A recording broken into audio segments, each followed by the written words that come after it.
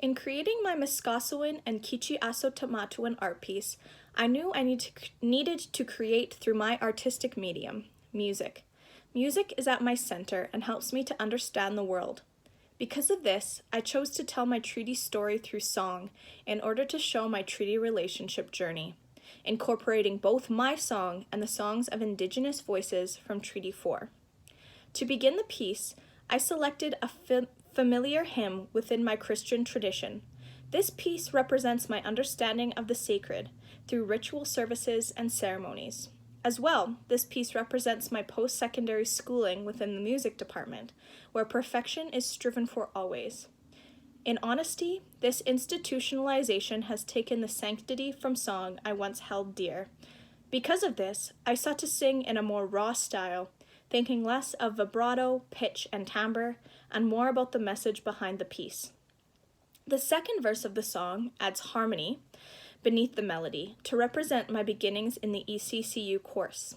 Within the first weeks, when we were invited to feast, I sought to find similarity in the different traditions. The feast perhaps was like the communion table, with a transformation of food and drink at the center. The harmony, representing a second voice, molded into the parameters of the first, was idyllic and comforting. As the course continued, I learned about treaty as the voices of Indigenous people began to rise in my understanding through the 4 Seasons of Reconciliation and Treaty Elders of Saskatchewan text. I took this time to listen, to learn, and to be uncomfortable, to understand treaty as a sacred agreement between 2 sovereign nations and the legal and moral responsibilities of each party, to weep for the broken promises as in the Third World Canada documentary. I let this narrative wash over me, as is heard in the music, with Buffy St. Marie's Starwalker overpowering my own song. This voice from Treaty 4 often clashes with my own, creating uncomfortable dissonance. And yet, sometimes there is consonant and rhythmic connection weaving through the texture. To conclude the piece, I return to my own voice, as my experiences are what I will leave this course with. Thankfully, I have resources and tools to guide me, as well as a framework for the sacred covenant of treaty.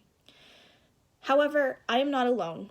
I have colleagues, teachers, elders, and family to ask for guidance when the demands of upholding this relationship seems too great in the productivity-driven institution around me. I will continue to listen, to reimagine, and to ground myself in my place in the Treaty 4 story. Thank you.